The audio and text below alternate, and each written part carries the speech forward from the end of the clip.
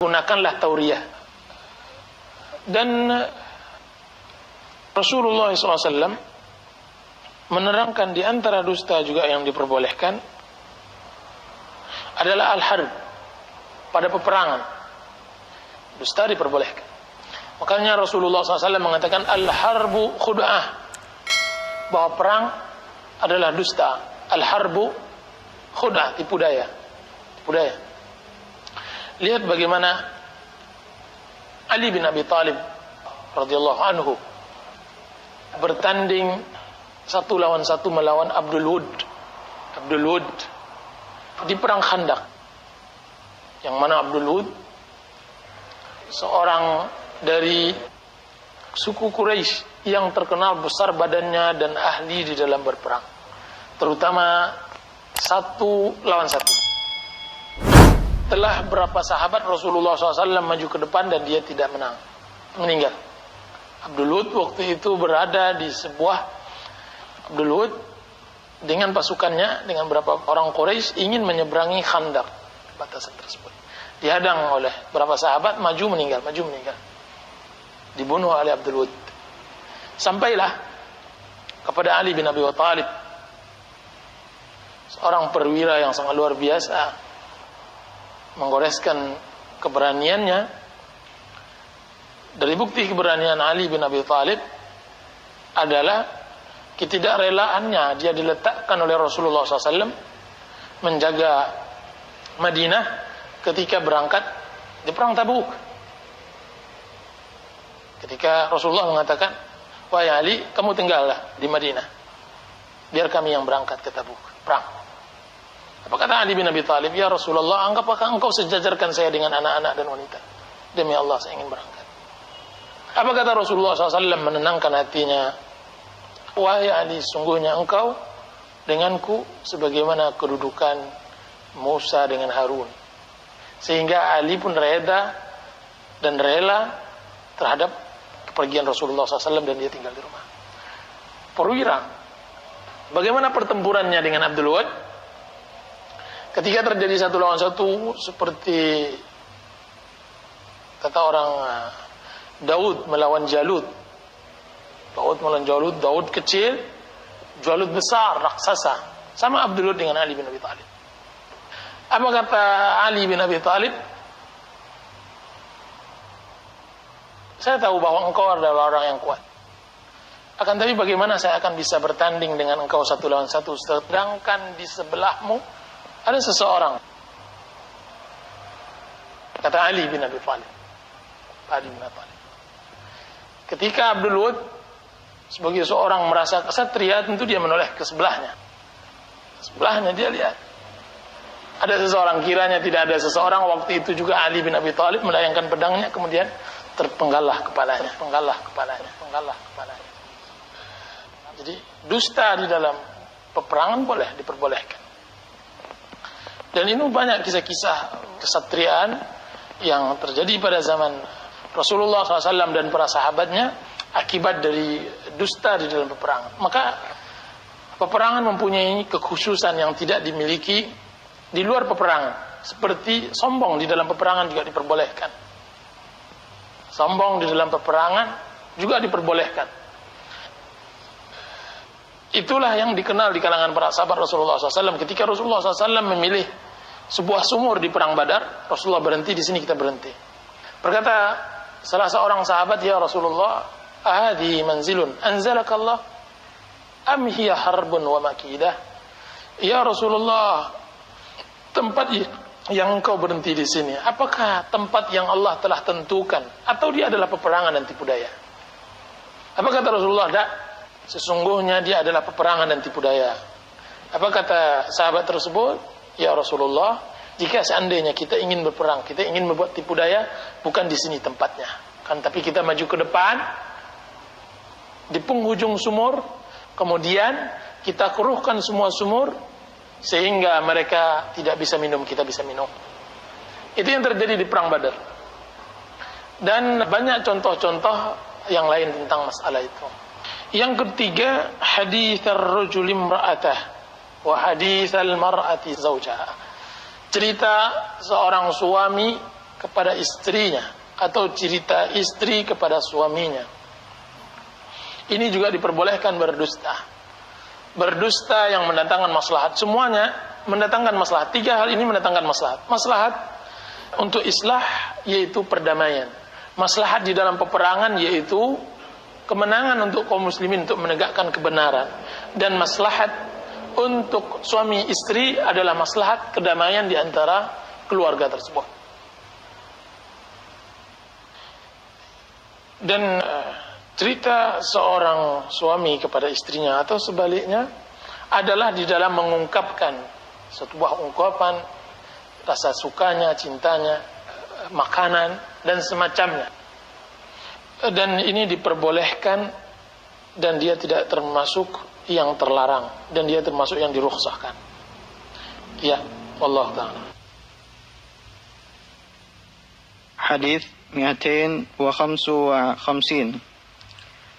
وعن عائشة رضي الله عنها قالت سمع رسول الله صلى الله عليه وسلم صوت خصوم بالباب عالية أصواتهما. نعم. سمع رسول الله صلى الله عليه وسلم صوت خصوم بالباب عالية أصواتهما وإذا أحدهما يستودع الآخر ويسترفقه في شيء وهو يقول والله لا أفعل فخرج عليهما رسول الله صلى الله عليه وسلم فقال أين المتألي على الله لا يفعل المعروف فقال أنا يا رسول الله فله أي ذلك أحب متفق عليه. Hadis 255. Dari Aisyah radhiyallahu anha, ia berkata bahwa Rasulullah sallallahu alaihi wasallam mendengar suara keras dari orang yang bertengkar di depan pintu rumahnya. Salah seorang meminta keringanan utang dan meminta bantuan kepada temannya, tetapi yang mengutangi menjawab, "Demi Allah, aku tidak akan memenuhi permintaanmu." Lalu Rasulullah Shallallahu Alaihi Wasallam pun keluar dan mendekati keduanya dan bertanya, mana yang bersumpah dengan nama Allah untuk tidak berbuat kebaikan? Ia menjawab, aku wahai Rasulullah. Bagi dia apa saja yang disukainya. Hadis riwayat Bukhari dan Muslim. Hadis Aisyah radhiyallahu anha menerangkan Rasulullah SAW mendamaikan 2 orang yang sedang bertengkar, yang terdengar oleh Rasulullah SAW dari rumahnya. Kebetulan rumah Rasulullah SAW berada di depan masjid, sebagaimana rumah seperti ini, mihrab. Kemudian sebelah sini ada pintunya, di sebelahnya Rasulullah. Rumah Aisyah radhiyallahu anha.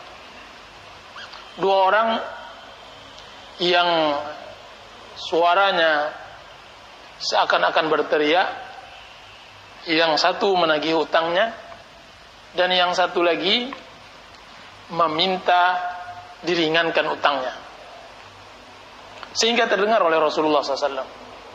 Dan Rasulullah SAW mendamaikan keduanya dengan mengatakan falahu ayyu dzalika ahab. Dan ini salah satu bentuk islah, salah satu bentuk islah, mendamaikan manusia di dalam muamalat. Sesungguhnya islah mempunyai banyak cabang dan banyak permasalahan. Mungkin yang paling masyhur di kalangan orang-orang yang ingin mendamaikan adalah mendamaikan dalam masalah muamalat. Di dalamnya masuk utang piutang, jual beli dan semacamnya. Di dalam Islam itu dikenal dahulunya dengan hisbah. Di setiap pasar yang dibangun oleh Islam, khilafah, itu dibangun kantor hisbah, yang di sana menyelesaikan perkara jual beli mereka yang mereka perselisihkan. Dan itu berbeda dengan mahkamah yang ada di pengadilan. Hisbah adalah islah bainan nas, perdamaian antar manusia yang masuk di dalam bab muamalat. Dan yang kedua adalah mendamaikan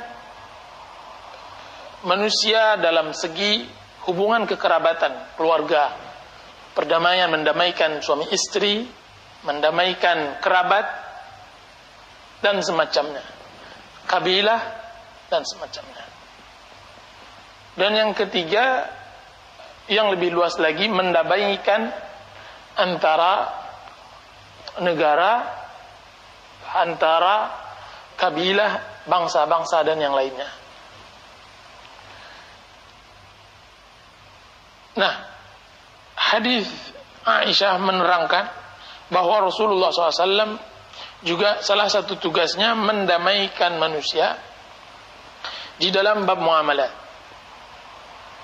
Dan ini mau tak mau, seorang yang islah, yang ingin mendamaikan manusia, dia harus mengetahui hukum Allah Subhanahu wa taala di dalam muamalat yang diperselisihkan. Hukum Allah Subhanahu wa taala tentang muamalat yang diperselisihkan. Bagaimana Allah Subhanahu wa taala berucap. Dan ini sebuah ilmu yang sangat luar biasa. Ilmu yang diberikan oleh Allah Subhanahu wa taala untuk orang-orang tertentu. Ilmu islah, bahwa orang yang mendamaikan Allah berikan dia ilmu. Makanya Sulaiman diberikan oleh Allah Subhanahu wa taala ilmu yang melebihi dari ayahnya di dalam masalah ini. Sebagaimana dalam surah An-Naml diterangkan atau Shad, bahwasanya dua orang wanita bertengkar tentang permasalahan seorang anak yang mereka mendakwakan bahwa mereka yang mempunyai anak tersebut. Anak tersebut. Dia dakwah. Kemudian Nabi Daud menyerahkannya kepada anaknya, karena Daud adalah seorang khalifah, raja, yang juga tugasnya adalah islah bainan nas. Makanya Sulaiman menggunakan hikmah yang diberikan oleh Allah Subhanahu wa taala, pemahaman. Fafahamna Sulaiman. Kami berikan pemahaman kepada Sulaiman. Apa pemahaman yang diberikan oleh Allah Subhanahu wa taala kepada Sulaiman? Yaitu Allah Subhanahu wa taala katakan kepada Sulaiman, atau Sulaiman berkata kepada kedua orang wanita tersebut, kalau seandainya kalian tidak ada yang mengalah, maka saya akan sembelih anak ini. Apa? Diambilnya oleh Sulaiman anak tersebut, dirampasnya, kemudian dikeluarkannya pedang, kemudian berucaplah kedua-duanya yang membuktikan bahwa satu dari keduanya benar dan satu jenitanya salah. Seorang ibu yang satu yang merasa tidak mempunyai anak, atau dia merasa mempunyai anak akan tapi tidak seperti ibu kandungnya, dia mengatakan, dia diam saja, tidak mengatakan apa-apa.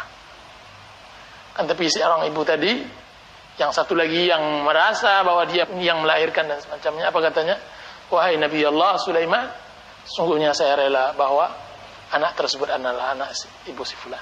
Maka diberikanlah oleh Sulaiman kepada ibu yang memberikan kerelaan tadi. Ini dia. Ambillah, ini anak. Sesungguhnya engkau berbuat tersebut adalah dari dasar kasih cinta engkau kepada anak tersebut. Itu pemahaman di dalam islah bainan nas. Terjadi juga pada zaman salah seorang qadhi terkenal di Arab, Qadhi Shuraih. Bertengkar dua orang ibu mempermasalahkan seorang anak.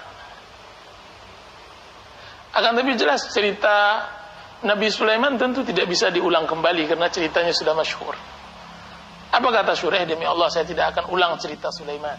Maksudnya diambil anaknya tersebut, kemudian dia sembelih, karena bisa saja kedua-duanya menyatakan ya udah untuk saudara sebelah.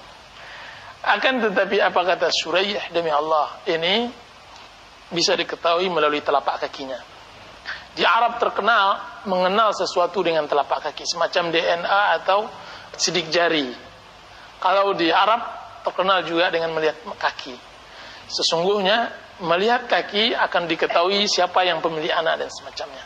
Itu yang terjadi pada zaman Rasulullah SAW ketika beliau gembira melihat Adil Mudliji, seorang pakar penilik itu menyatakan bahwa Usamah adalah anak Zaid. Ketika mereka berdua, ayah dan anak tersebut, Usamah dan Zaid, kehujanan, terbungkus mereka ke dalam sebuah kain, kemudian yang nampak kakinya. Apa kata Mudliji? Sungguhnya kaki satu adalah keturunan dari kaki satunya. Maksudnya kaki itu sama-sama berkata. Tersenyum Rasulullah dan gembira karena ada tuduhan bahwa Usamah tidak adalah anak Zaid. Karena Zaid orangnya putih, Usamah orangnya hitam. Dan Rasulullah SAW mengabarkannya kepada Aisyah. Ya Aisyah, tidakkah engkau mendengar apa perkataan Mudliji tentang kaki Usamah dan Zaid?